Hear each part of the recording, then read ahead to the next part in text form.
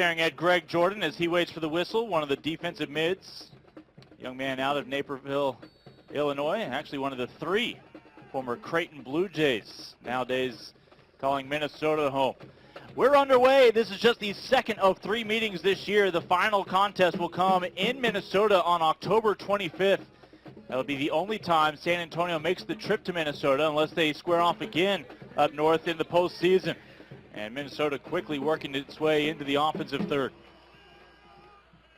Yeah, quick foul there by San Antonio. Something to keep an eye on. These 2 teams go at it in their 11 meetings, combined 41 yellow cards and 3 reds.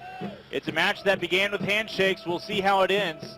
As we've had quite a few hotly contested matches, as you noted, it's been rare as of late that they end 11 v 11. That's exactly right. These 2 teams have a war of attrition usually when they're on the pitch. Scorpions have yet to score in the first 15 minutes so far here in 2014. We'll see if they can change that tonight. Scorpions a team that when they score first, they usually win. On the contrary, when they are the one who concedes first, they usually end up in the loss column. Kevin Venegas will swing it around through Bisoncini. Of course, Scorpions in the home reds with the black sleeves, taking on the blue-clad Loons of Minnesota United.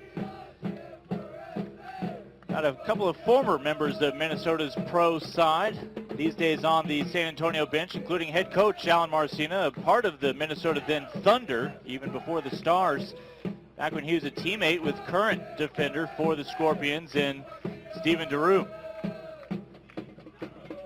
Yeah, these 2 teams know each other well. 2 players on the current Minnesota squad that are former players. Pablo Campos injured and not on the roster as a reserve or a starter. Aaron Pitchcolin, who will get the start tonight in the midfield. Yeah, that is what has made this season all the more spectacular for Minnesota. Campos last year, 13 goals, set a club record, and that has already been smashed by a newcomer for Minnesota United and Christian Ramirez with his 15 goals. San Antonio hoping to win a corner, not just yet. Minnesota fighting around the spot. Scorpions unable to get a clean swing of that left boot from 18 yards out. And we do have a foul as the ball will go into the arms of Van Oekel here in just a moment.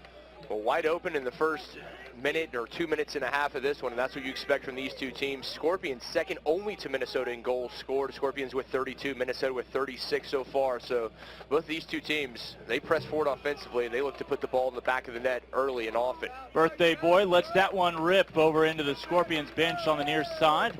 Steven DeRue, the aforementioned former player for Minnesota, also has had a stop in Puerto Rico when they were members of the NASL. We'll send this one in. DeRue out of Prince George College, out of Jamaica. Over 1,700 minutes in this his second year with the Scorpions. He's battling a lot of last year with a banged up left foot. What an addition he was a year ago. One of the few holdovers from last year's squad. Adrian Can, the newcomer and captain, up ahead to Zahorsky. And an offside flag is up on Zahorsky. And back over to Minnesota United. So here is a team in Minnesota United that went 6 wins, 2 draws, just 1 defeat back in the spring for the title, in which the Scorpions finished tied for 2nd place during the spring. Minnesota almost an identical start here now through 10 matches in the fall, 6 wins, 3 draws, and 1 loss. The Scorpions having played 1 more match than Minnesota has here this fall during the 18-game schedule. Scorpions boast 7 wins, 1 draw, and 3 defeats. Despite more defeats, they have more points with the extra victory. Yeah, these 2 teams are very tight at the top of the table, only a point separating them in the fall standing. Restrepo trying to get the Scorpions on the board early. Ball spills out off the right hand of Van Oekel, but he's done enough for now. Okay, good save right there from Van Oekel on the spot, able to parry it away.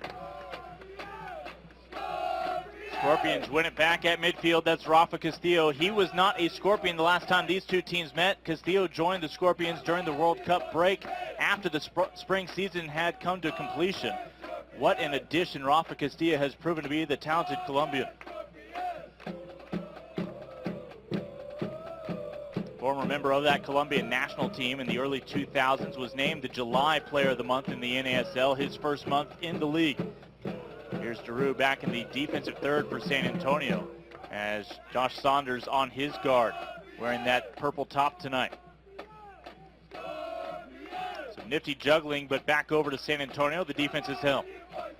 That good work there defensively, especially from the captain, Ken. You see him with the armband, doing a good job keeping that back line steady.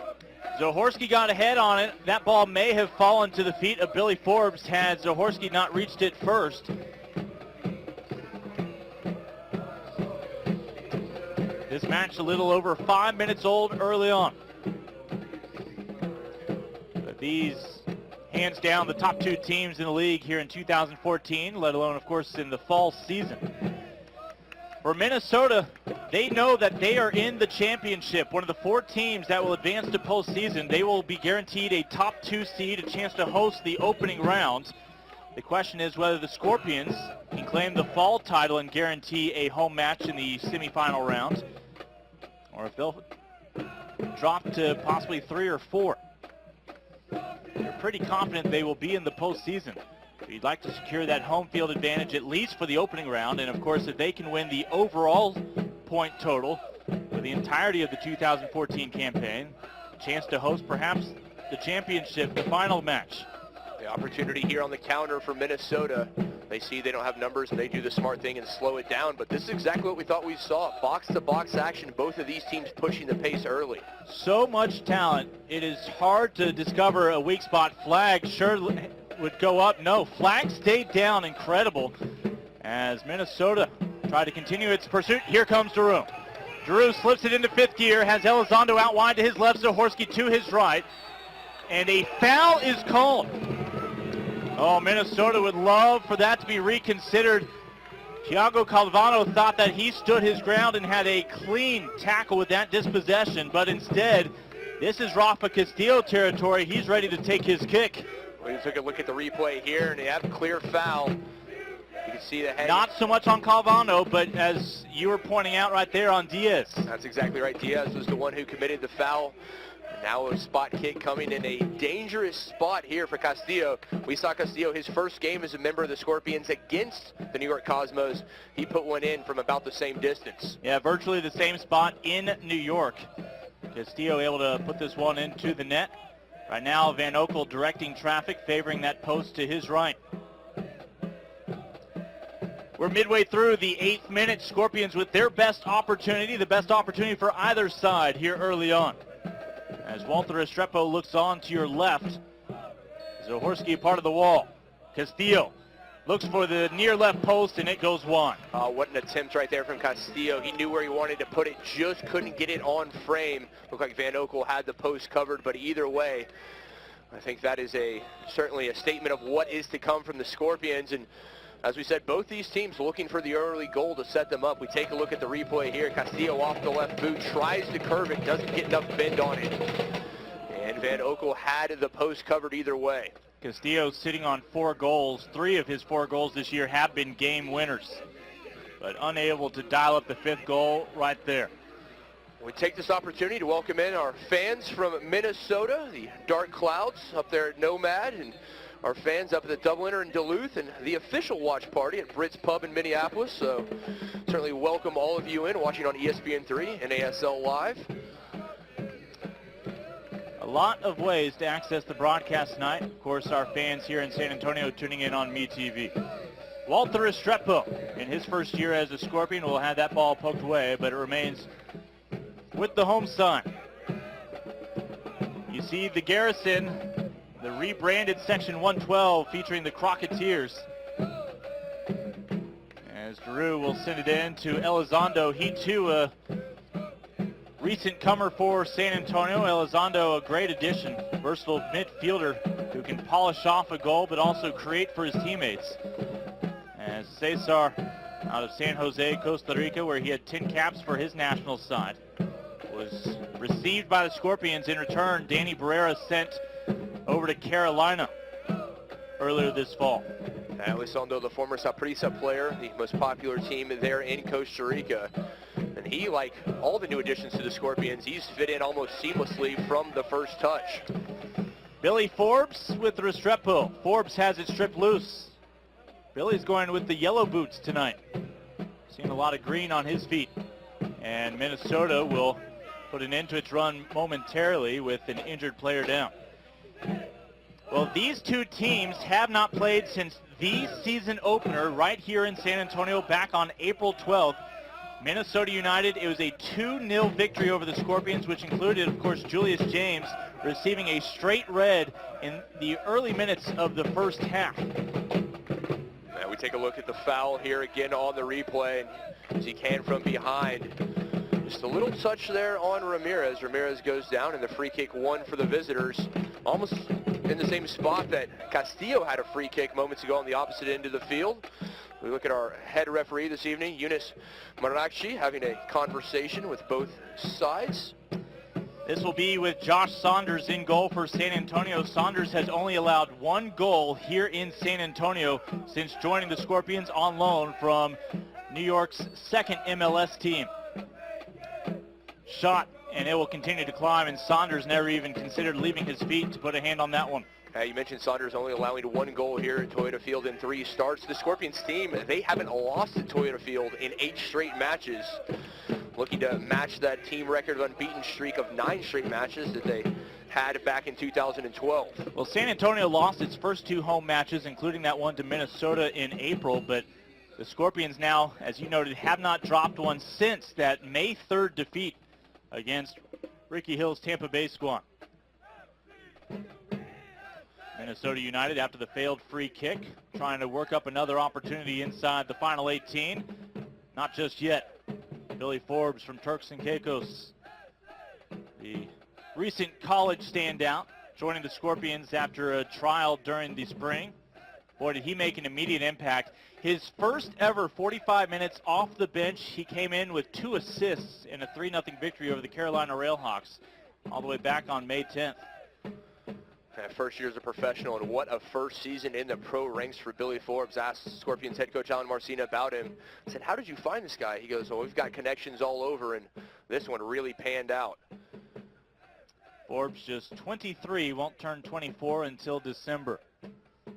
Lincoln Rose along with Kent McConico with you here on MeTV tonight, as this is the top match this evening in the North American Soccer League. The last match to kick off on this Saturday. There will be a Sunday match up in Edmonton tomorrow, as Castillo tries to slip one through the center circle out to Elizondo, and it'll be the Scorpions with possession in that center circle.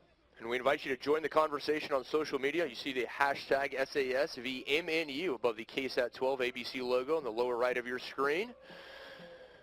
Again, lots of fans from up in the land of 10,000 lakes and all over the U.S. and Canada. Daru. I read recently Minneapolis, we always say 10,000 lakes. I believe it roughly actually translates to 10,000 soccer podcasts. They have some good ones up there. They really do. Castillo, ball on his feet. We'll work it out wide, staying onside. It's back over to Minnesota United.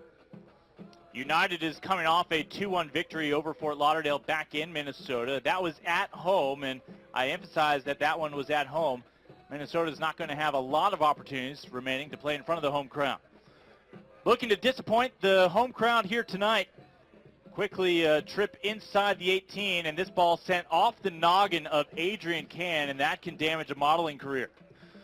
Adrian Can, the captain with the armband there for the Scorpions. A joke in the Scorpions locker room that Can, the most attractive player on the team, and as you said, he spent some time as a model. Corner kick here for Minnesota United. Yeah, I've been impressed with Minnesota doing a good job switching the field of play from the far side here to the near, using the width. Mendez, short corner. They'll send one in, cross towards the far post, all the way to the opposite wing. San Antonio gets a couple of bodies on it outside the penalty area. This ball recklessly just whipped back inside, and Minnesota almost able to take an advantage of a gamble there. And in the end, the shot coming from Greg Jordan goes wide. Yeah, Saunders looked like he reacted a bit late to that header from Jordan. Lucky that that was off the frame. So neither goalie really tested early here in this one. They've got their hands on the ball a few times, and as most goalies, they've kind of gotten to worm their way into this one. And Saunders kicking into the wind here in this opening half, looking for Zahorski, but instead it'll find the head of a couple of loons, and it is Minnesota with possession.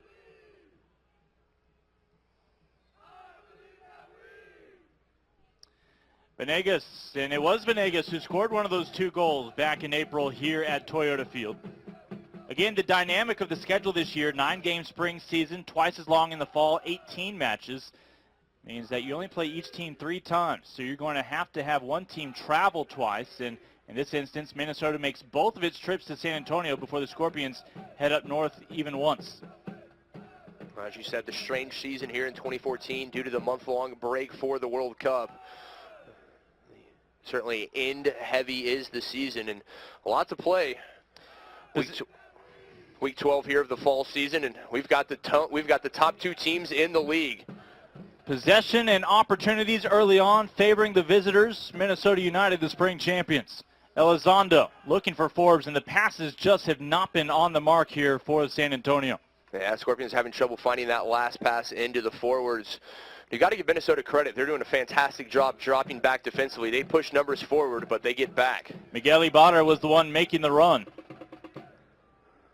Josue Soto looking for Forbes. Again, Soto is in your starting lineup in the midfield. Former member of the Houston Dynamo, former standout up at SMU and the men's Division I collegiate program. Only 2 Division I men's soccer programs here in the state of Texas. The other one's right here in San Antonio with UIW. Along the back line of Manny Lagos' defense. Manny Lagos, of course, 5th year at the helm of a franchise that his father Buzz once led to so much success. Yeah, Manny Lagos, and the Lagos last name just synonymous with soccer in Minnesota at the professional level. Everything they have done for the game and to expand it.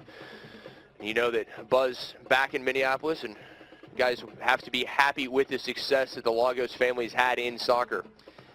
It was a Minnesota team, the Stars, that won the NASL championship a couple years back, just prior to San Antonio entering the league. Of course, these 2 teams met then San Antonio's first year, and Minnesota put an end to the regular season champions' hopes of also claiming the postseason title that year. Of course, back then, Pablo Campos was a Scorpion, as was Aaron Pitchcolin. Yeah, it looks like Minnesota really trying to attack the flanks here. You saw the long ball down the near side looking for Venegas, just a little too much on it. He couldn't keep it from going over the inline. But it certainly appears that that is what the Loons want to do. That is how they want to attack, is from the flanks.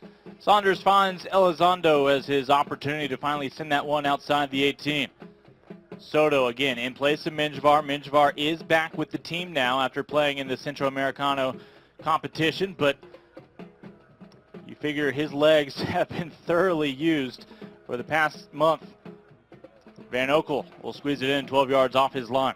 Minnesota themselves, Rafael Burgos also competing in the Copa Centroamericana, and he also on the bench this evening, and you can certainly understand why. Those 2 gentlemen putting a lot of time in for their countries. Yeah, Burgos from La Paz, El Salvador. 19th minute underway here in San Antonio. A great crowd on hand on what has been a very wet week here in Central and South Texas. But the gray clouds, and I almost said dark clouds, have moved on. I believe the dark clouds are firmly set right now in their seats, taking in the opening half of this one. As the ball sent towards the 6, opportunity lost for the visitors. And another ball played in from the flank. The service coming in. San Antonio lucky to be able to get that one out. Elizondo lays it off to Restrepo. The former Fort Lauderdale striker looking for Forbes up the head. Forbes has the step, but a beautiful job coming in, stripping it away, and Billy Forbes will be called for the foul. I believe that was Justin Davis on the last-minute tackle, and what a tackle that was. Forbes looked like he might have found a pocket of space, but coming from behind and able to knock it away was the Minnesota defender. Well, Billy Forbes, this is his first match as part of the San Antonio-Minnesota rivalry, but that is the foul that draws the attention and gives the ball back over to Minnesota as Justin Davis, the pride of Phoenix, Arizona, hits the deck. Davis these days is a defender, but he was a talented striker back when he played college ball for the Lobos at New Mexico.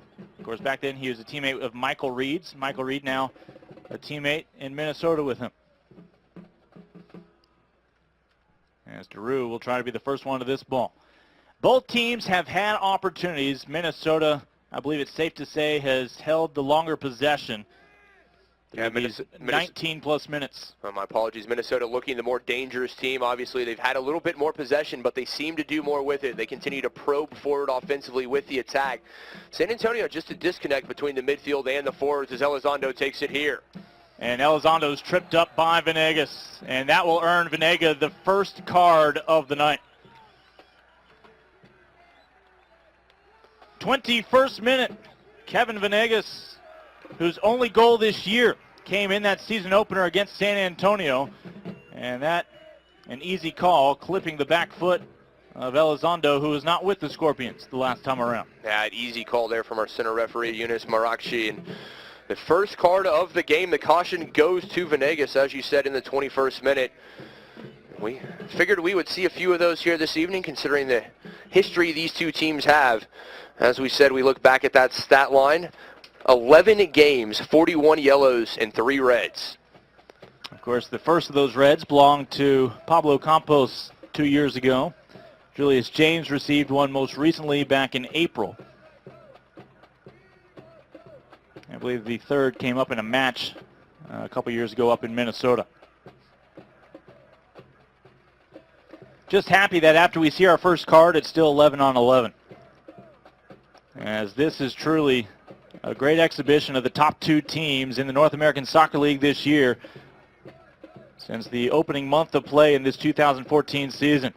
This is the aforementioned former Scorpion Pitch Cullen who lays it off. Second pass up ahead. Saunders cannot cover that far post.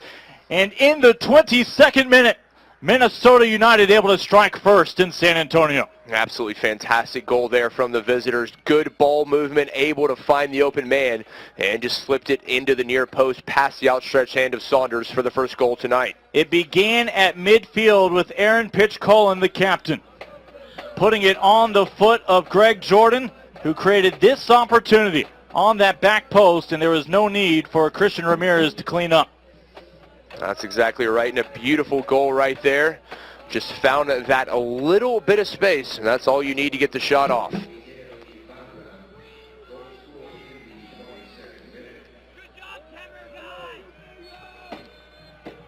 And it was Miguel Ibarra with the goal, the 25-year-old out of Lancaster, California. Received a 2-year extension this past year. And the Scorpions play from behind, Kit. And that has been a struggle for them. That's exactly right. We talk about the Scorpions, and Scorpions very tough to beat when they get out in front, but when they concede the first goal, as we said, the record is not on their side, but still plenty of time left here, only in the 23rd minute. And you hear the banging of the drums of one of the supporter sections, that being the Crocketeers. Barrett County Casuals also in full effect vocally tonight.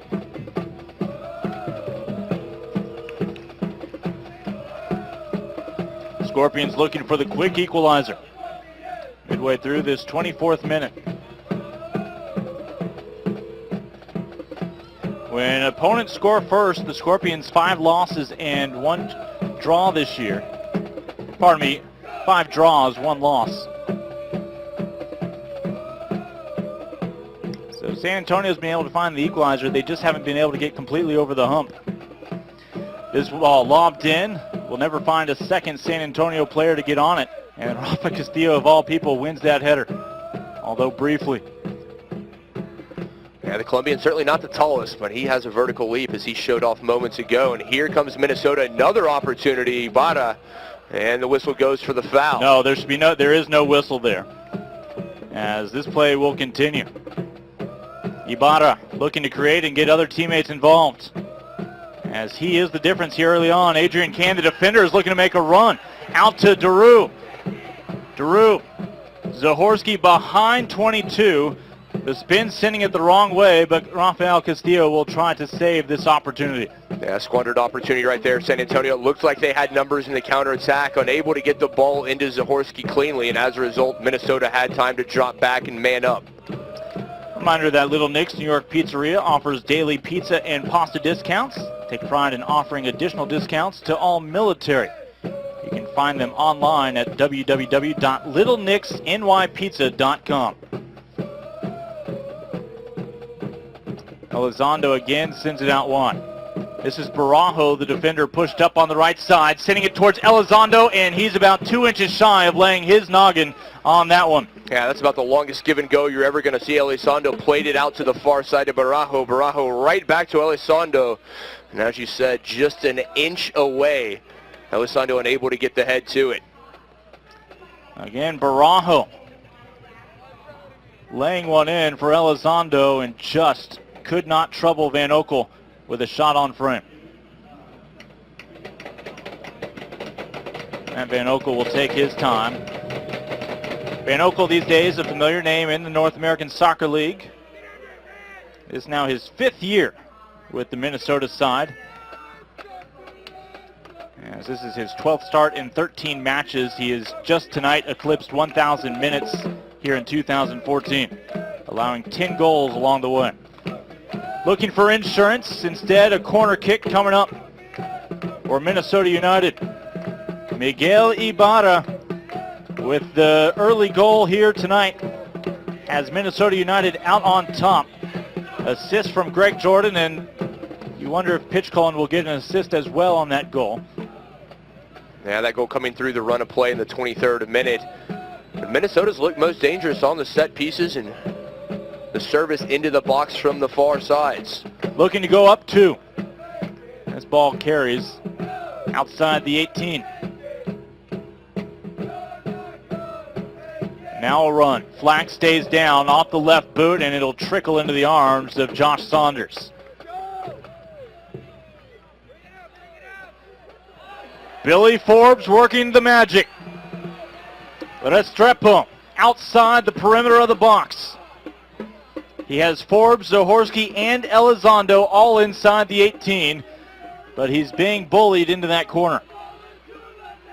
Soto trying to save the day, creates for Forbes, and Forbes wishes he could have that to do once more. Yeah, fantastic look inside from Soto. He saw Forbes in there. Forbes looked like the ball got caught under his boot there. Didn't get a lot of power on it. And an easy save for Van Oekel. We take a look at the replay again, and there it is. Forbes, that ball far behind him. Couldn't get the left leg back far enough, and Van Oekel safely into the midst. Van Oekel at 6'3", back in frame, had to bend all the way down to just scoop that one up harmlessly for the stop. And quickly, the response from Minnesota. And too heavy of a touch as Saunders squeezes it in with that right hand. Yeah, fantastic 1-2 passing right there. Minnesota just moving the ball so quickly from player to player in the light blue strip. And they're lucky that last touch was heavy and Saunders was able to come out and pick it up. Adrian Can, it's good to see him healthy. He missed almost the entirety of the fall up until this past month. In fact, September 6th against Edmonton was his first match back from a calf injury. And you notice the speed of Billy Forbes. If he is there even with you, you're going to be looking up ahead at him in just a few more strides. Yeah, Forbes, one of the faster players, not just for the Scorpions, but in the entire NASL. Castillo. Out to Daru, the defender. And Julius James is the odd man out tonight in the 4-man rotation on the back row. James available off the bench. Castillo has the ball plucked away. Minnesota won't have numbers, at least not yet, but they do have possession and able to contain the modest threat from San Antonio.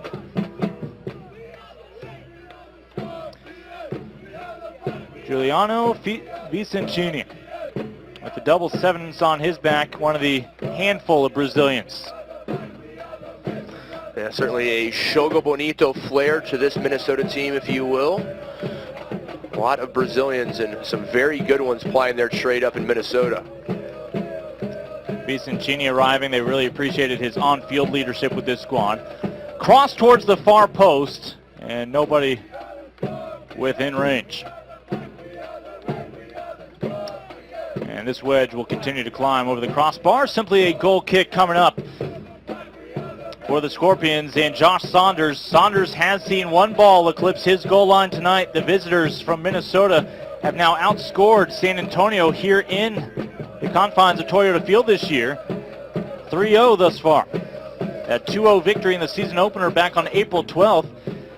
The Loons are hoping to be 2 of the 3 losses all year long that San Antonio endures at home.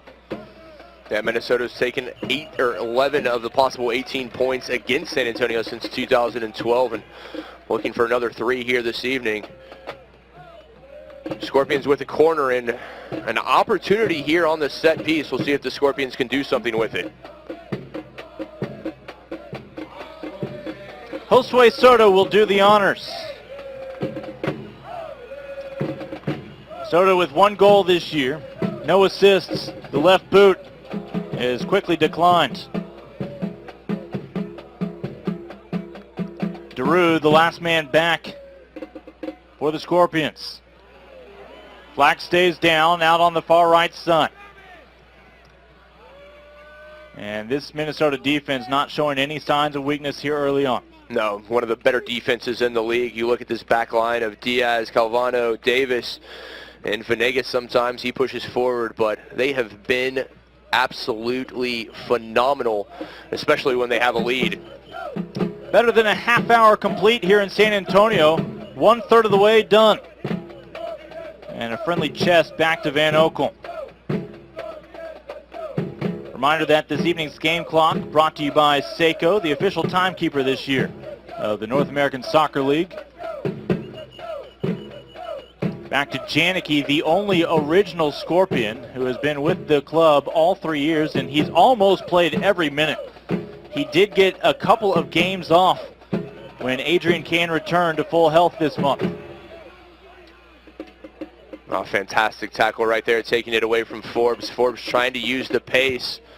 But again, Minnesota defense standing up strong when it's most needed. Soto with a touch that gets away from him. Ball back over to Minnesota United.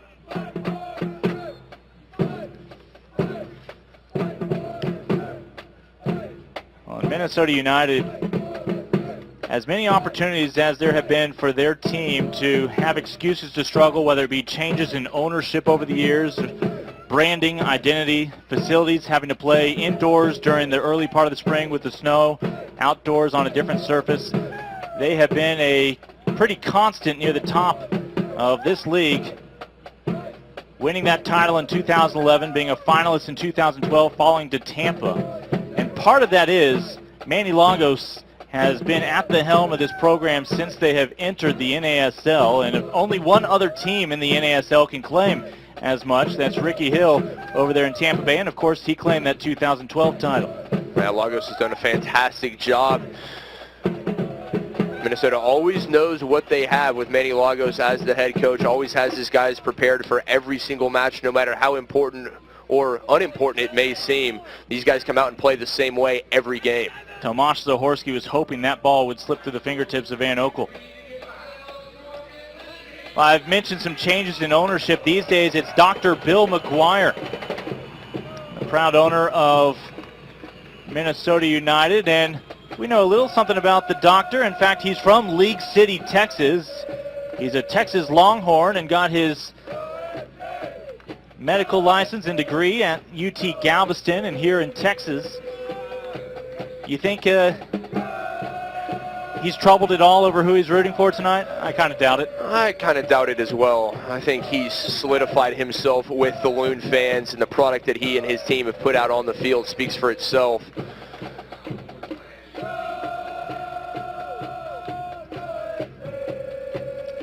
Dr. Bill McGuire, our understanding, no relation to the well-known Bruce McGuire, one of the many podcast hosts up there in Minnesota. But my understanding is the Andy Richter to Bruce McGuire is here in person. Wes Burdine is down there somewhere among the Loons fans. Right now, fingers crossed that Daniel Mendez is able to get up on his feet. As you'll get another look. Mendez looked like he just took a shot to the back of the head, and not a lot of protection there. So Mendez back on his feet, able to walk off under his own power, so certainly a good sign. Just over 10 minutes remaining here in the first half, and seems to have settled down. Teams have gotten into their rhythm, but again, Minnesota has had the majority of the possession, and more importantly, they've had the majority of chances offensively, and the scoreline reflects that, 1-0. Just that one goal here early on from Miguel Ibarra. A familiar name over the years. Has traditionally played well against San Antonio. Right now, Minnesota down a man. We're back to even 11 on 11. About 10 minutes remaining in this opening half. They were trying to slip one through to Zahorski. No such luck.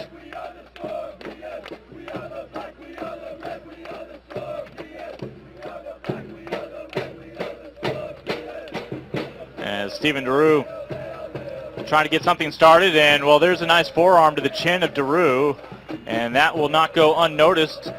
And it's from a gentleman who has to be careful in Venegas. He's already sitting on a yellow. And you have to believe that, honestly, if he's not already sitting on that yellow, he's getting a yellow right there. That's exactly right. If Venegas didn't already have a caution, he would have received one right there. I think our head official, Mr. Marachi, does a good job. He cautions him. He had the caution earlier, I should say. He verbally warns him and says, we won't have any more of that. But you can be sure if he did not already have the card, he would have gotten one. So Venegas is going to have to be careful. Still another 10 minutes here in the first half. Castillo trying to slip one through to Forbes. A little too close of confines at the moment. As a lot of blue in the area. Scorpions are going to try to stretch this out a bit. Scorpions taking a page from the Minnesota book, using the width of the pitch. Castillo in the heart of that pitch, lobs one inside the 18. San Antonio, threat is not done just yet. Forbes, just missed touches when he received that pass. Here comes Castillo, a rocket into the crowd. Yeah, speculative attempt right there from Castillo. That one off the side of the boot, never any trouble for Van Oekel. But it was Forbes who had the shot, unable to settle it with the first touch. And as a result, Minnesota defense just enough time and space to clear that one out. Well, the grass is a bit greener these days with the rain we've had this week, and a little bit of rain now starting to fall here this evening. And you wonder how that will affect the spin and the ball for the remainder of this contest. As you said, certainly very difficult to keep the grass in this kind of condition as you see the rain coming down here in the Alamo City. But some much needed rain has come our way, and that is certainly reflected in the quality of the field here. That ball still with Minnesota United, and now be in touch, won by San Antonio. We talked about Minnesota playing some of their games early in the season indoors, kind of the opposite here with the heat and a lack of humidity. The groundskeeping crew has a difficult job here in San Antonio, but as you can see, they've done a fantastic job. This pitch second to none in the NASL.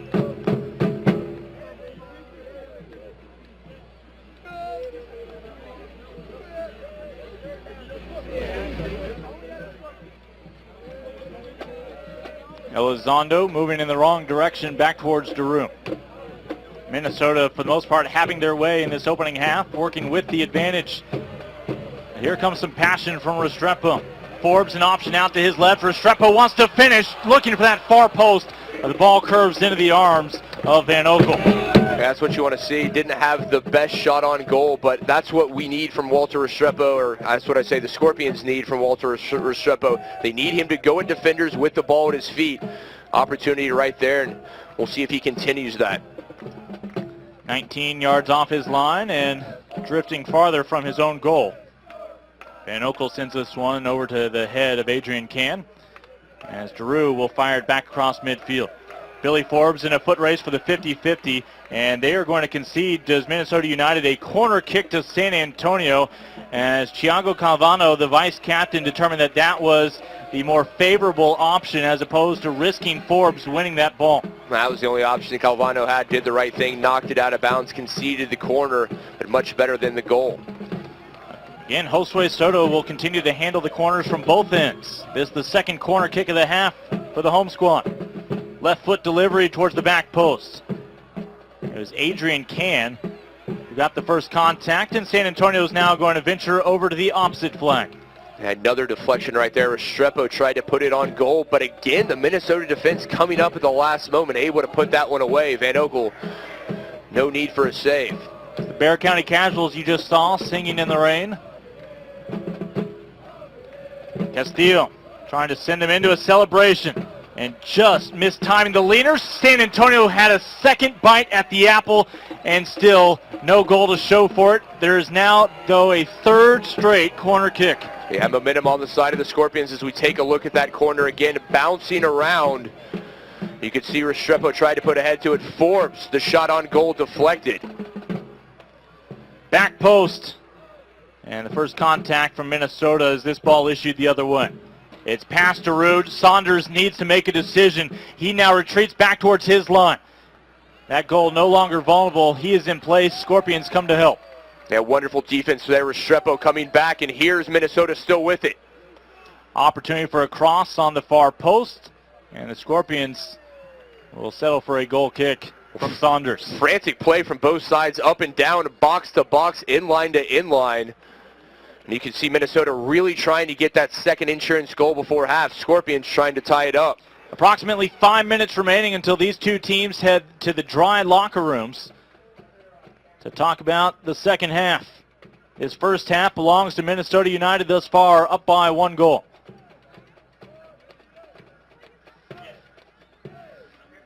Minnesota was unable to find a second goal for almost a month, scoring just one against New York, FC Edmonton, and Tampa Bay, who resulted in 2 draws and 1 loss before finally finding that insurance goal against the Strikers at home this past weekend.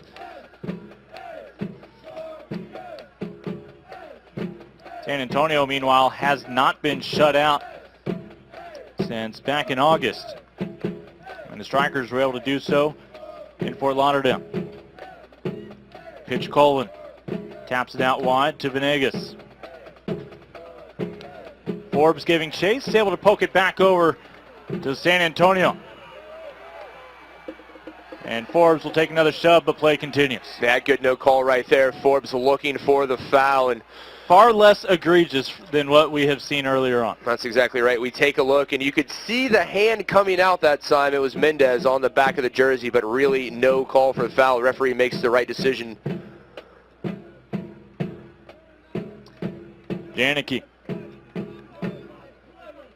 Janicki really was not an offensive weapon until this, his third year with San Antonio. They started to use him back in the spring on set pieces to guard a post. That decision paid off on a couple of occasions. But now with these reinforcements in the midfield and some new additions among the Strikers, it's not something that Alan Marcina has needed to rely on his defense to provide. Talking about offense. Plenty of goals have come from the front six. Yeah, the new additions to San Antonio really doing a good job scoring early in their Scorpions' careers. But again, just the disconnect between the midfield and the front line for San Antonio.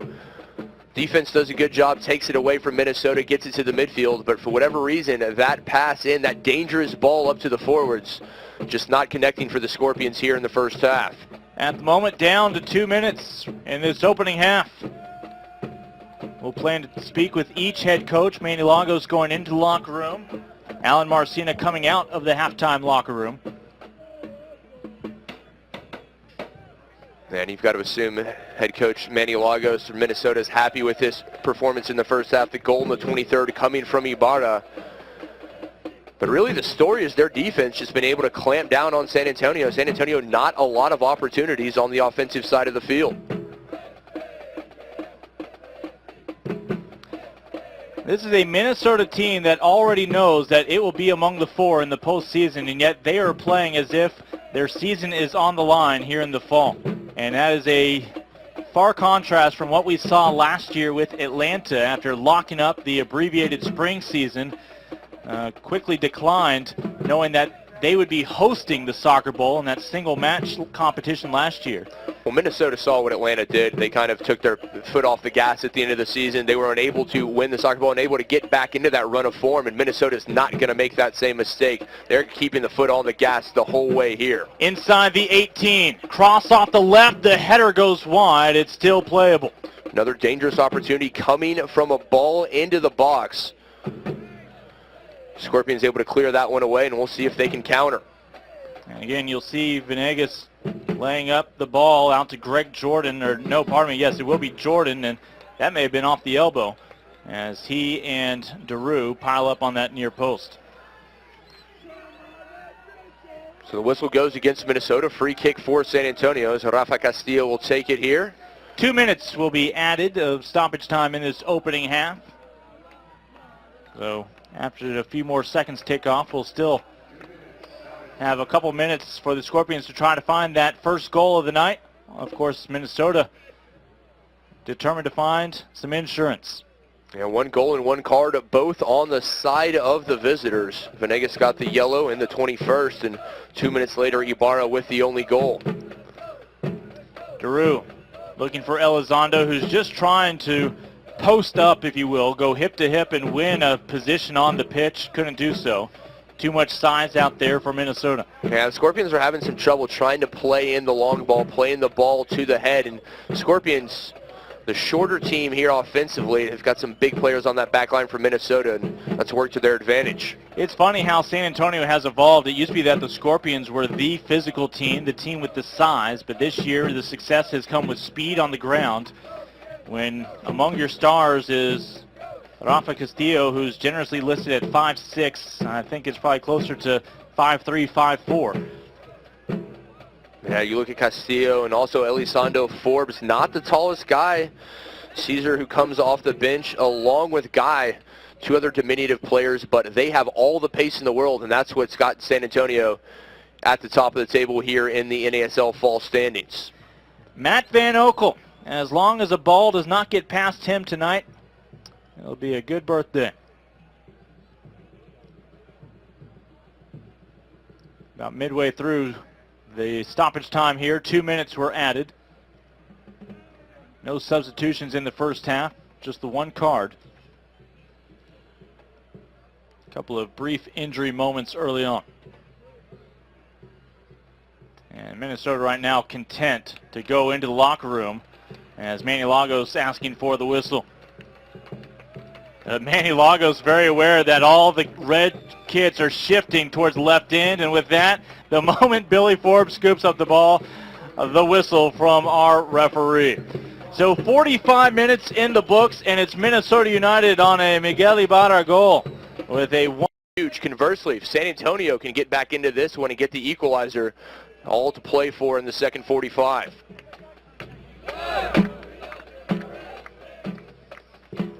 Adrian Can, happy to have that captain's armband back on after returning from the calf injury. Scorpions essentially are back to 100% health as every player is available. Some of the question marks this past month had been strikers Sandy Toure and Eric Hasley, both of them returning to form. Billy Forbes, meanwhile, has slipped into some new boots. He's wearing the pink instead of the first half yellow. Clearly that was the issue, and it's Barajo who sends it into the Restrepo. And there is Forbes with the Botas Rojas, and they are going to go up and over the crossbar. As you said, if the highlighter yellow kicks don't work in the first half, go to the neon pink. That's what Forbes has done. And saw Cristiano Ronaldo once with one hairstyle in the first half, came out of the half for the second with a totally different hairstyle. So hey, if it works for CR7, we'll see if it works for Billy Forbes, just changing the cleats. You and I do that every game, but that's just because the air conditioning doesn't quite kick in full blast. Barajo will continue to handle the throws on the near side. He was not pinned in as a starter from day one for the Scorpions. It was with Adrian Can's injury that ultimately he solidified himself as a top-line defender for San Antonio. Barajo out of Clifton, New Jersey, the accounting major from George Mason, has the American and Spanish passport. But here the pride of Turks and Caicos. Billy Forbes inside the 18 trying to set up Castillo. And Van Oekel able to keep the 0 on the board for now. Absolutely phenomenal right there, and credit to Van Oekel on the spot. We watch it here. Ball played in, and we'll check to see if there is a deflection.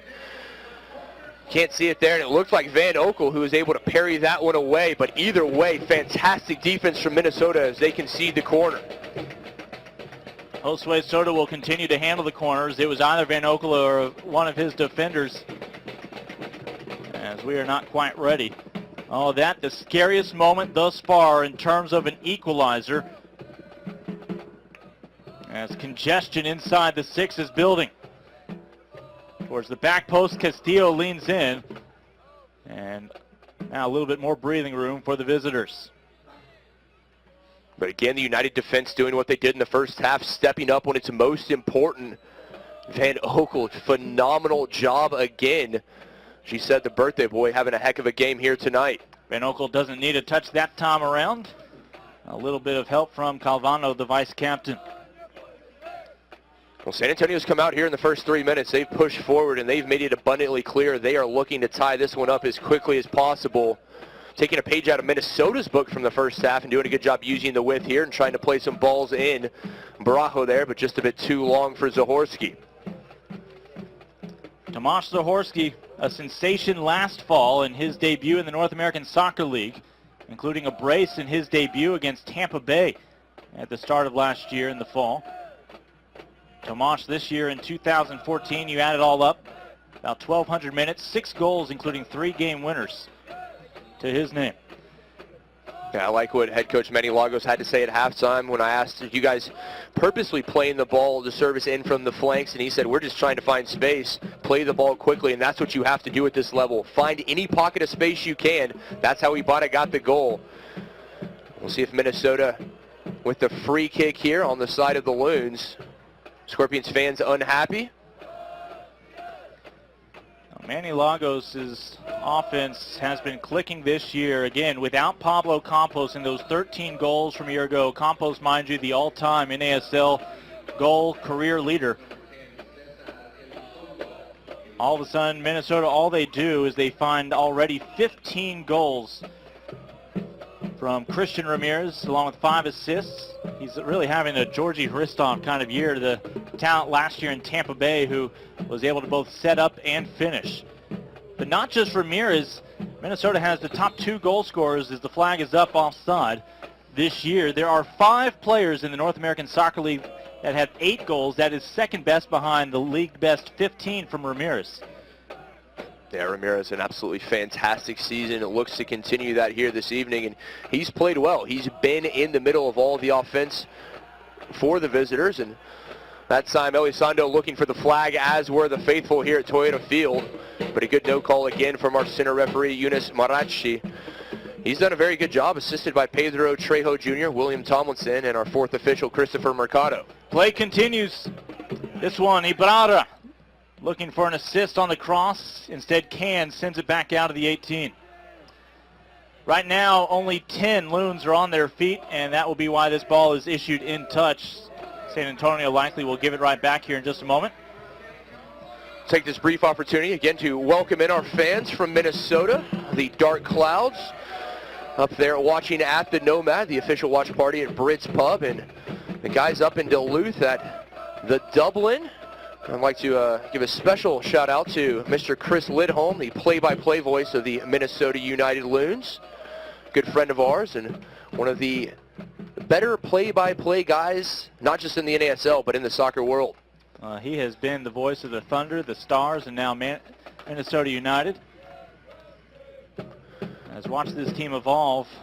And, of course, he sits next to Buzz Lagos for those home matches. You're stuck with me. I think I'm the lucky one. I was going to say you're stuck with me, but if that's the way you view it, so be it. Back to the soccer out there on the pitch. Josh Saunders. Castillo will send it back.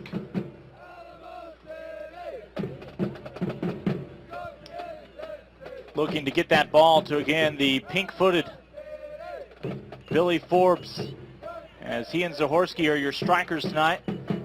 Forbes and Elizondo, very similar game. They can each create. They're also happy to finish if given the opportunity, but Forbes tonight listed as a striker, Elizondo in the midfield. Now again, you see this huge gap between the three up front for the Scorpions in their midfield and defense. That was the story in the first half, unable to get the link play up to the guys up front for the shots, and they're going to have to figure that out here in the second if they're going to get back into it. Steven Deroux running past the defense in the midfield. 4 red shirts pushing forward. Elizondo makes it 5. Castillo 30 yards out. That's his range, and that ball poked away by a loon on its backside. I was about to say, when you have Deroux as your left back, you don't need link play. You just bring him forward, and he can take the ball up himself. But Castillo just one touch too many, and again, Minnesota defense just there at the right time. United still has not been able to find that second goal to help relieve the stress and pressure here on the road. Running through the defense, shot fired, and a whistle already blown. As that was a harmless ball sent the way of Josh Saunders when it's all said and done. A fantastic piece of individual play there from Ibarra, slaloming through Scorpion defenders. The flag was raised. But again, Minnesota looking the team here. Obviously, they have the 1-goal lead, but looking the better team here. You say slaloming. I hope our San Antonio audience knows how and where to do that. Not a lot of snow in these parts, and even with the snow that you find up in Minnesota, now this year it would be hard to play a soccer match in the Metrodome, as not even the Vikings attempt to play football in the Metrodome right now, as they're playing over on the campus of the University of Minnesota while anticipating a new stadium, hoping to attract MLS to that stadium as well. Yeah, the Golden Gophers with a phenomenal outdoor field.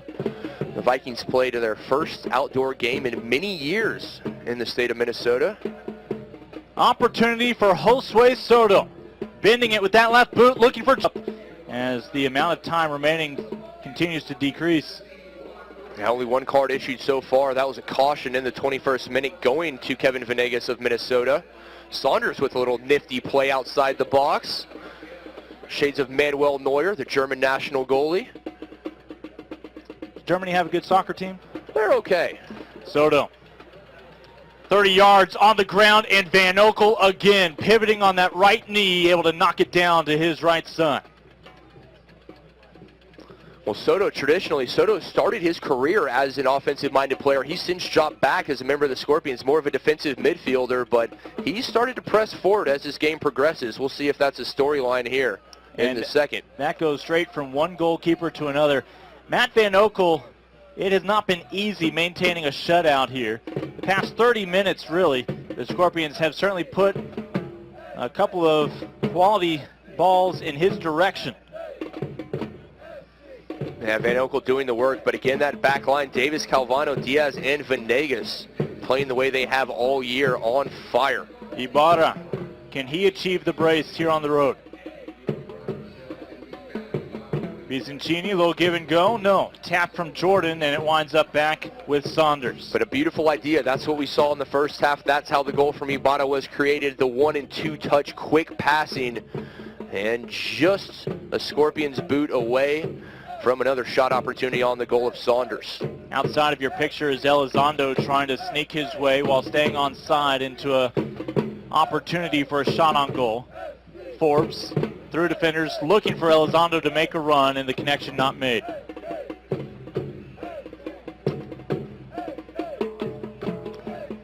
The wind at the back of Minnesota here in the second half. And just as I say that, it shifts.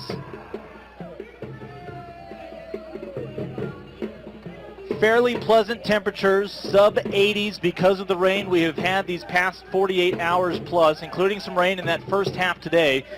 Not much rain to speak of at the moment. Yeah, certainly a break from our visitors from Minnesota. Janicki looking for Elizondo. Flag is down, but the ball in touch.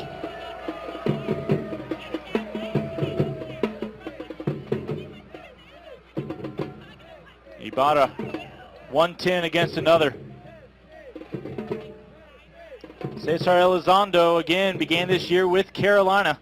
Now a Scorpion as you look at the back of Justin Davis. Davis now in his 4th year with Minnesota, and boy, are there some entrenched players on this squad. We mentioned Van Oekel made his debut back in 2009 with Minnesota. Here's Castillo, just in his first season in the NASL. Yeah, two different teams as far as longevity. A lot of new players for the Scorpions, a lot of old hats for United. We mentioned Janicki in the first half, the longest serving Scorpion. You see him right there, number 12. He's been here since day one in San Antonio, the only player currently on the team that's been there that long. Yeah, Christian Ramirez is the man called for the whistle, and he realized rather than let it escalate, he opted to go over and offer a hand to Greg Janicki. Yeah, wise play from Ramirez. Minnesota can ill afford to lose their leading scorer. A foot race, and that's going to be won by Justin Davis, and a foul on Elizondo. Well, as you said, things starting to get chippy here in the 58th minute. We know the history between these two teams. So far, only one caution having been issued, and I would say that's probably a surprise to most people watching this. As you see again, both guys going full speed, hip to hip. Elizondo picking up the foul. Scorpions this week tweeted out that in the San Antonio area it would be duck season. And that implying that loons would be fair game. Barajo just sitting, waiting for that ball. Instead, Ibarra making things happen. Another layoff, perhaps one touch too many.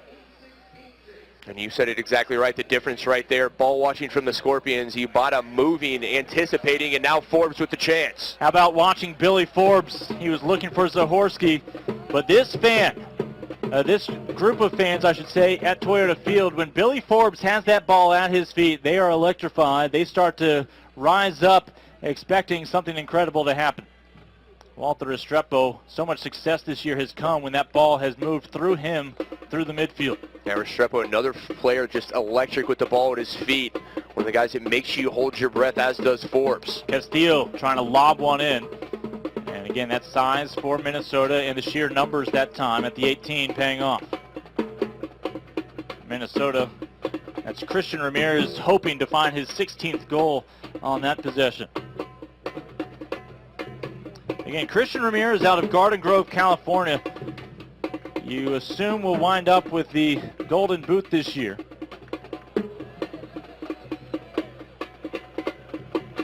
As Venegas selling that one perhaps a bit, and a conversation in the principal's office will ensue. I think you're exactly right. There may have been a hand on the back, but no malicious intent. I don't even think there was much of a push. Venegas does a good job as we take a look at the replay here, and we'll get a better view. And a little bit of a push right there. Venegas, as you said, making the most of it. And our referee, as he's done all evening, elects to make what is, in my opinion, the correct call and keeps the cards in the pocket. Yeah, you saw the arm start to extend from Daru.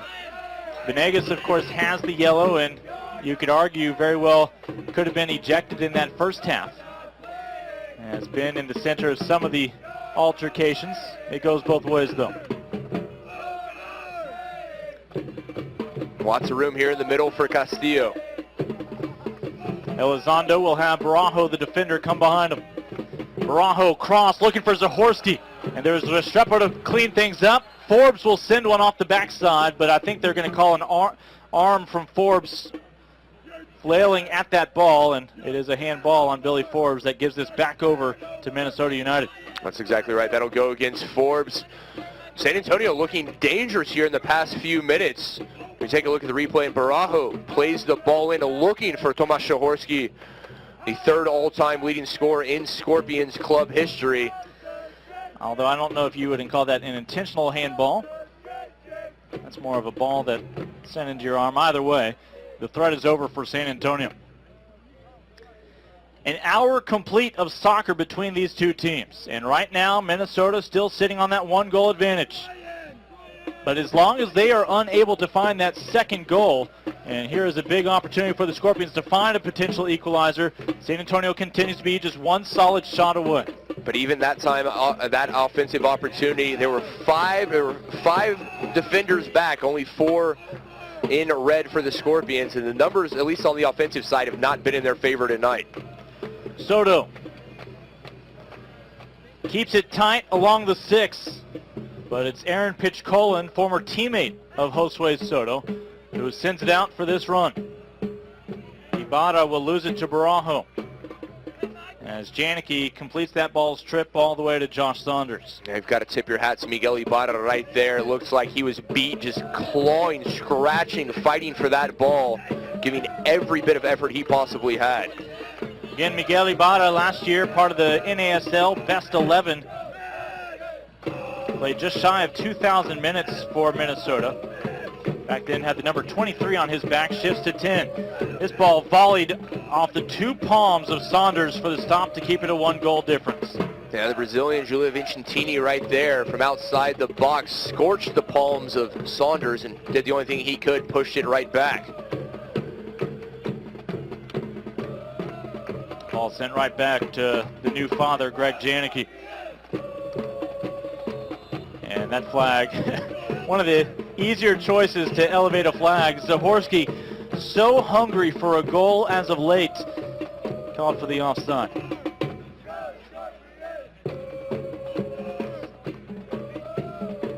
San Antonio fans, it's a 1-goal match, but Minnesota has been able to lull them, with the exception of the Crocketeers and the Bexar County Casuals right now, into a state where they're just seated and observing. San Antonio looking to wake up the monster. They've got to give Minnesota credit. They have totally taken the crowd out of this game here tonight at Toyota Field. San Antonio unbeaten in their last 8 games here, but they're going to have to change something if they're going to continue that streak. Davis sends it up ahead. This ball's still playable. No corner conceded. Janicki. As it's back out to Greg Jordan. Davis. He'll be in touch. San Antonio with the throw in, and we have our first substitution, and it is the return of Eric Hasley, the Frenchman. It's been a while. He's coming in for Tomasz Zahorski, who was frustrated all night long for those 64 minutes. Yeah, very difficult evening for the ex-Polish international Tomasz Zahorski, and he'll be replaced by the Frenchman Eric Hasley. Hasley, that time up in FC Dallas, he's played all over. The one thing Hasley can do is he can score goals, and the Scorpions need him to do that here in the remaining 25 tonight. Eric Hasley had 73 professional goals before becoming a Scorpion this year. He stepped into the starting lineup until a foot injury has plagued him here in the fall. They look for Hasley, and he provides that rare size advantage tonight. And just as I say size advantage, they give it to Castillo out wide. Soto is begging for the ball up top. We can see the different philosophy already employed by San Antonio, playing the ball in and looking to get it to the height of Hasley. Barajo bends one far post, volleyed and spilled by Van Oekel. He'll fall on top of it. Van Oekel again, fantastic goalkeeping, quickly off his line, able to take control of that one and not allowing San Antonio to get to it first. That's what you have to do as a goalie. Once you make that decision to come off your line, you have to do it instantaneously. When he blew out the candles, made a wish, you think this is what it was? I have a feeling if he made a deal that he could get 3 points and a victory on his birthday evening, that would be a fine present for the goalie from Minnesota. He'd love a second goal to help make those 3 points more likely. As Drew will win that ball for Castillo. This window of opportunity growing more and more narrow. Yeah, good vision right there from Castillo, pushes it here to the near side, uses the width. Barajo. We've seen a more offensive-minded Barajo tonight than much of this season. As Billy Forbes was hoping for something, but I don't know he necessarily had anything planned. Well, Forbes had 4 defenders in tow that time, but unfortunately not a player in red and black moving to help him.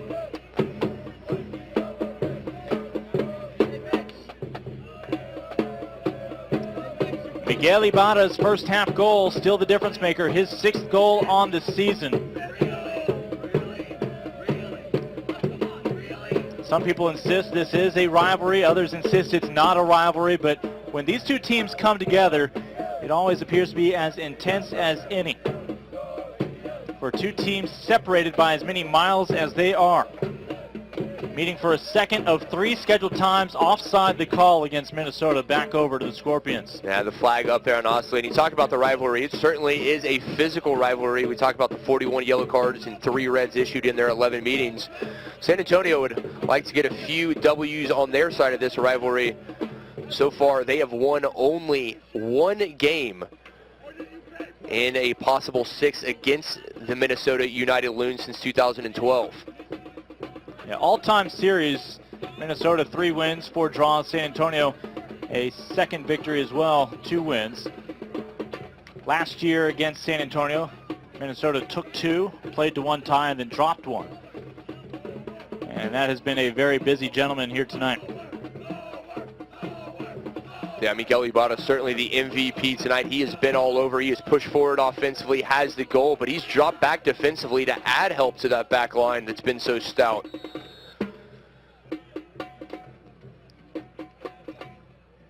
They're looking to lay it off to Davis. Davis cross denied, and that will be a corner kick for Minnesota. Just good unselfish play from Minnesota again. Just a one-touch passing, finding Davis. San Antonio concedes the corner, and another set-piece opportunity here for the visitors. Nestled among some of his dearest friends over there in the Garrison, within earshot of the Crocketeers, Mendez will handle this kick. That's Daniel Mendez.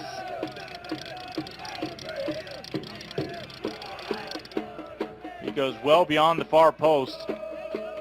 And an opportunity lost for Minnesota, though they'll maintain possession. This ball quickly back into the box. Onside, flag is down, out of the frame is Saunders, and he's able to come up with the initial stop. Second ball is wide into the side of the frame. Well, San Antonio, palms are in the air as the flag never came up, and now they are saying a corner kick, a short corner at that, though, for Minnesota. Again, back post, this time Saunders sends it wide, and Josh Saunders, 2 for 2 on this possession, may be tested for a third time. And that was an absolute goal right there. Saunders, Johnny on the spot, able to parry it away, and point blank was the header. All he had to do was put it away from Saunders, but right into the midst of the purple-clad goalie for San Antonio. That was 2 stops by Saunders where it was all or nothing. If you give them a rebound, it's going to be in the back of the net. Instead, the score remains 1-0, and the Scorpions still wondering where was the flag when they believed that the striker was a couple of strides beyond the second-to-last defender. Minnesota decided to try the quick corner rather than take time to get set up. Here's another set piece, and this one will go long, and we'll see which way this one goes. Another corner coming up for the visitors. Oh, an uncomfortable time as we close out the 70th minute for San Antonio. San Antonio, they took control early here in the second half coming out of the locker room, but in the past 5 minutes, it has been the visitors. Their third corner in just as many moments. A drive, back post, another header, this one sent the other way. And San Antonio now drifting from the defensive mentality, hoping to finally move that ball across midfield, but it's just a short visit. Well, San Antonio dropped back. They'd compressed so much defensively that they didn't have anyone on the offensive side of the midfield stripe. And the opportunity was there. You could see Osley trying to wave the troops forward in black and red. Foul on Greg Jordan. Nothing major as play will go on.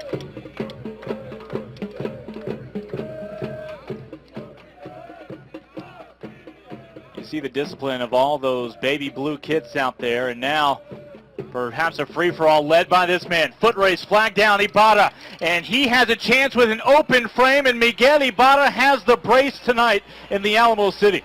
Yeah, beautiful strike right there from Ibarra, but it wasn't the strike so much as it was the assist. Beautiful ball put between 2 defenders. Ibarra, all he had to do was touch it around Saunders, who came off his line, and he slipped it in for his second of the night. And that can't be on Josh Saunders. He has to make a choice, came out. Ibarra able to go wide for a poor angle, but still able to slot it home. Again, a beautiful ball put between the defenders. You see Barajo can't get up to it. Around Saunders, and just slips that one right in. The captain can't get to it in time. And Ibarra with 2 goals and a 2-goal lead for the visitors here in the 72nd. Again, just beautiful touch just around Saunders. And as you said, Saunders, nothing he could do about that. He was hung out to dry by his defense. Did everything he could. But Ibarra, a special player, especially when he has the ball in that box offensively. The last time, again, the Scorpions allowed multiple goals here at home. Of course, that was not under Josh Saunders' watch. He had only allowed 1 goal the entire fall, as a Scorpion here at home. And there, asking for a flag, and there is the offside flag up in the sky. The last time anybody scored 2, it was in the finale in the spring. On June 7th, the Strikers played to a 2-2 draw here in San Antonio against the Scorpions. Well, Scorpions and head coach Alan Marcina now with a decision to make, trailing 2-0 here in the 73rd. Are you going to push forward, try to get back into this one and tie it up? And as we said, anytime you do that, when you commit numbers forward, you leave space at the back. That was not the touch Daru was hoping for. And Scorpions not made to pay. 73rd minute wrapping up here at Toyota Field. A beautiful facility, of course, in its second year of existence. This is San Antonio's possession. Season 1 over at Hero Stadium, which is located just behind us, the old high school football stadium that debuted with the Scorpions in excess of 13,000 fans in that franchise opening match. Well, a proposed expansion of Toyota Field coming that would put the capacity up close to 20,000. You and I have seen the mock-ups of that, and it is absolutely beautiful. This is one of the nicer soccer-specific stadiums anywhere at any level. San Antonio will settle for the throw-in and touch from Barajo. Forbes again switches the foot gear. And Hasley's ball will get maybe 12 yards from the Frenchman before heading back over to Minnesota. But again, all credit to that back line. Van Oekel has done a wonderful job in goal. But Davis, Calvino, Diaz, and Venegas have certainly assisted. Here's the chance. Elizondo sends it to Tom. And that, as you said, was the chance for the Scorpions. If they could have got that, cut it to a 1-goal lead. But Elizondo, a very difficult shot right there, tried to put it over the onrushing Van Oekel as we look at the replay here. And just a bit too high over the crossbar. Just an inch over the crossbar. And the Scorpions unlucky, still trailing 2-0 in the 75th. I've always felt that crossbar was about 3 feet too low. I think Cesar Elizondo might agree with you, at least this evening. As Minnesota, Aaron Pitchcolin, second year with Minnesota United.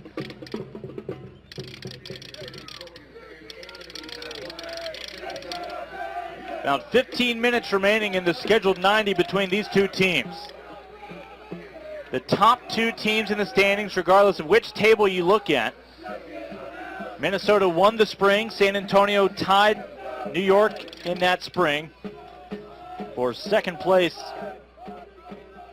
I misspeak. New York, second place with 19. San Antonio, 17 points. But in the fall, the Scorpions came into today having played 1 additional match. This is the 12th match for San Antonio, the 11th match for Minnesota.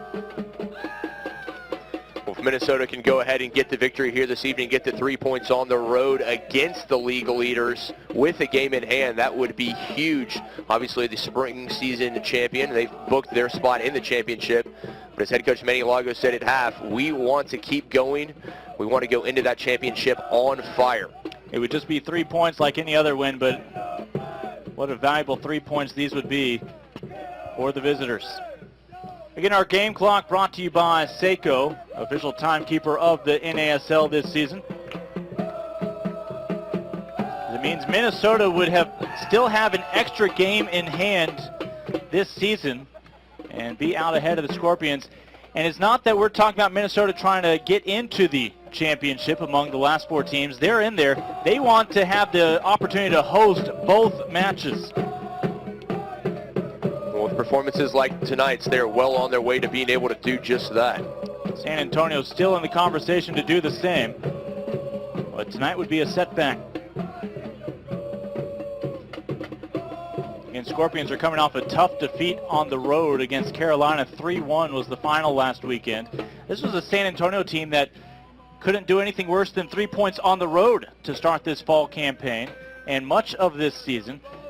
And all of a sudden we've seen a reversal of fortunes. They'd been dominant here at home recently with some struggles to get 3 points on the road as of late. Yeah, certainly changed the situation, if you will. A team that couldn't win on the road to a team that couldn't be beaten at home. And as you said, 8 straight undefeated matches here at Toyota Field coming into tonight's matchup against Minnesota. But unless something changes here in the remaining 14 minutes plus stoppage time, looks like the Scorpions might drop one this evening. Greg Jordan is not going to require any further attention. He's back on his feet as you see the contact. He collides with with the captain, Adrian Can. Can, a deceptive 6 feet 2 inches tall. The Canadian captain for San Antonio. They look for Ibarra. Miguel Ibarra would love that hat trick here on the road. And he'll have a chance at it with that shot. But he goes in for a friendly embrace, and Josh Saunders looks down. He sees 2 soccer balls, and that's probably what it has felt like at times tonight. That's exactly right. Ibarra unhappy with himself, but again, the fantastic one-touch passing, the give and go as we see it again. The back heel right into the path of Ibarra, and Saunders able to get the palm to push that one away. A little bit of help from Rafa Castillo at the last second. Beautiful back heel again from Ramirez right into the path of the on-rushing Ibarra. Back post and the header won. And it'll simply be a goal kick for Josh Saunders with 12 minutes to play here in regulation. Another opportunity right there, and a dangerous one that Minnesota let go begging. Had the opportunity to put another insurance goal on the board. But so far, San Antonio, they've been compressed further and further back in their own defensive side. An 8-match unbeaten streak here at home for San Antonio is on the line. The Scorpions' last defeat against Tampa Bay on May 3rd. Scorpions had outscored opponents 16-3 until these 2 goals tonight here at home during that 8-match stretch. Each team about to make a substitution, including Trevin Caesar, the super sub for the Scorpions. Here's Castillo, the super starter, left footer, and, well, that's just been that kind of night for Van Oekel. It really has, and Van Oekel, the birthday boy, playing a phenomenal game. Castillo, all kinds of time in a room, and just the soft floater into the sure hands of Van Oekel as we take another look at it here. Castillo able to keep running on it. The opportunity and the little scissor kick, but Van Oekel, no problem whatsoever. The 28-year-old able to deny the 34-year-old. San Antonio has had opportunities that oftentimes any other match would have gone through. But Van Oekel is allowing less than a goal per match this year, and you're seeing one.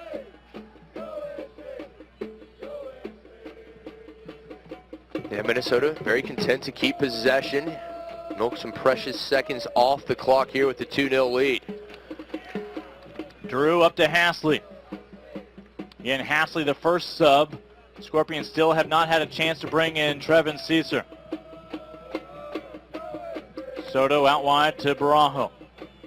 He has Restrepo to his right and will lay it off to number 7. But Restrepo's cross denied. It'll be a corner kick for the Scorpions. As our 4th official, Chris Mercado, finally able to allow both substitutions on. Scorpions will ditch a defender and add a striker as on comes Trevin Caesar. He's played all but 1 match since joining the Scorpions mid-season, just prior to the fall. Matt Caesar coming on, Barajo coming off for the Scorpions. Soto, back post. Van Oekel comes flying off his line. It was all or nothing with that left foot, and he got all. San Antonio backpedaling. And Ibarra is the only one not giving up on that ball. Can I tell you, on that play, I didn't look for his number. I didn't look for the haircut. I just saw the feet, and I know that nobody tonight has been moving quite like Miguel Ibarra. That's exactly right. Fatigue is set in here in the 81st or the 82nd now, but not for Miguel Ibarra. He is all over the pitch. Ramirez knew he was offsides. He let that ball wisely go to keep the flag down. In the offside position, it was Ramirez. But again, Ibarra continuing to hustle, looking for his 3rd goal, looking for the hat trick, already with the brace this evening. Minnesota striker Rafael Burgos will come in as their first substitution of the night at the next opportunity. Restrepo was looking for Hasley, denied. And Burgos back from his international duty with El Salvador after the Copa Centroamericana. When he was teammates with Richie Menjivar.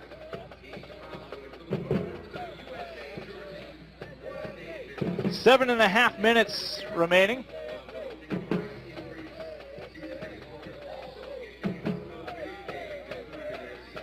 And an uncharacteristic mental mistake right there from Castillo. As Christian Ramirez will surrender it back over to the Scorpions. So goals number 6 and 7 of the year for Ibarra tonight. A 2-0 advantage for the visiting Minnesota United this evening. Minnesota will stay on the road. They'll be crossing the Canadian border. It'll be next Sunday that they'll take on Ottawa Fury FC for the final time this year. Scorpions will head over to Atlanta to take on the Silverbacks for a final occasion. Restrepo looking back post, and that one almost got in on its own merit. Yeah, Restrepo saying why not in that situation, looking to play the ball across the 6-yard box, but didn't see a teammate in red and black, so figured it might as well just put this one on goal and just over the crossbar. And here is the aforementioned sub coming on for Manny Longos as he will insert Rafael Burgos. This will be his third appearance with Minnesota United. 28 minutes so far under his belt in the North American Soccer League this year. As this will also end the day of Christian Ramirez, who will not find his 16th goal. Again, he has a 7-goal cushion coming into this weekend in the NASL. What an impressive game for Ramirez. Even though he didn't get on the score sheet, he certainly attracted a lot of attention defensively. Scorpions having to put 1, sometimes 2 defenders on him. That opened up a lot of space for Ibarra. Castillo 20 yards out. Had a couple of loons in his one.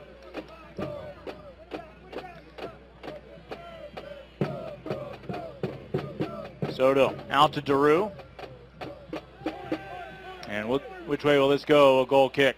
San Antonio still pressing for that opening goal here in the 84th minute.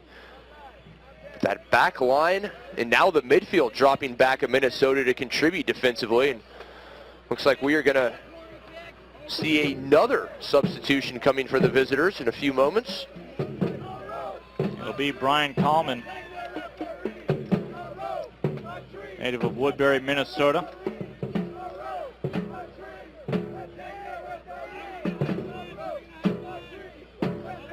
The Coleman family, pretty accomplished when it comes to soccer, not just the boys, but the girls as well. He's got 3 sisters, Crystal, Kylie, and Cassie. 2 of them played for Minnesota. Cassie played for Florida State in the College Cup back in the day. Now is a standout in the Pro League, the NWSL for Kansas City. Minnesota looking for some final punctuation on this one with fewer than 5 minutes remaining. But to put things into perspective, how potent this Minnesota team has been. Christian Ramirez, 15 goals. Daniel Mendez has been in a 5-way tie for second with his 8 goals. You factor in Justin Davis, or pardon me, Ibarra. You factor in him with the Ramirez, Mendez, Ibarra now have 30 combined goals. That's equal or more than 8 NASL teams in total. That is a telling stat right there. As is the stat we read in the first half in the pregame. When the Scorpions score first, they have only lost 1 time. Conversely, when they are the second team to score, it is very difficult for them to end up with the 3 points at the end of the 90 minutes.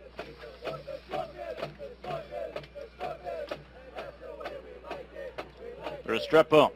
Scorpions just want to take that 0 off the board tonight. Have a positive to build on moving into next week. But right now, it is Ibarra trying to change the headline from brace to hat trick. Miguel Ibarra showing his soccer IQ right there. And he slowed it down. Then doing the sporting thing, he saw Daru down on the pitch. Just goes ahead and knocks that into touch. Next Scorpions match is, in fact, next weekend. Or pardon me, next broadcast is, in fact, October 4th against Ottawa. Their next match, of course, is on the road next weekend against the Atlanta Silverbacks. Scorpions have 3 road games and 3 home games left to close things out. Season finale will be November 1st here against the New York Cosmos. And there you see Coleman. This will be his 8th appearance this year. It includes 5 starts, just his 3rd off the bench. As out comes, it appears Daniel Mendez has just received a yellow, one of the many Brazilians on this squad. Yeah, Mendez getting the caution for time wasting, taking as much time as he possibly can before he exits the pitch. For Coleman coming on, and our head official, Eunice Marachi, taking exception and showing the card to Mendez on the way out for the evening. So Mendez done for the night. Brian Coleman comes on. The central defender is in.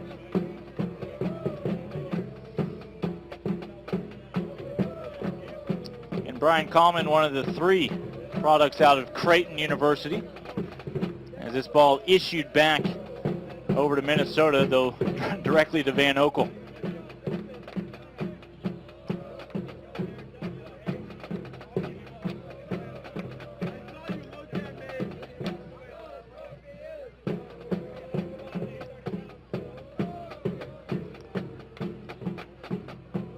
Bisoncini surrenders back over as a foot race, not only hip to hip but arm to arm. The battle continues, and neither of these teams are going to show any quit. Davis wins that ball with a couple minutes remaining here in the initial 90. Yeah, good play there from Davis. Flag stayed down, and rightfully so. Both players equal in the aggression. Looking for Forbes. Davis denies an awkward hop, but again, Matt Van Oekel on top of it. Yeah, spectacular evening from Van Oekel. He has been quick off his line. He has taken the crosses. He's made some point-blank one-on-one saves, and he will be able to keep a clean sheet for the birthday. Just about 1 more minute in regulation plus stoppage time. A win will advance Minnesota to 7 victories this fall season, to go with 3 draws and a loss. It would give Minnesota the outright advantage both in the overall cumulative standings as well as the fall standings. What a coup it would be for Minnesota if they could claim both the spring and fall titles, but that is far from secured simply with a victory tonight.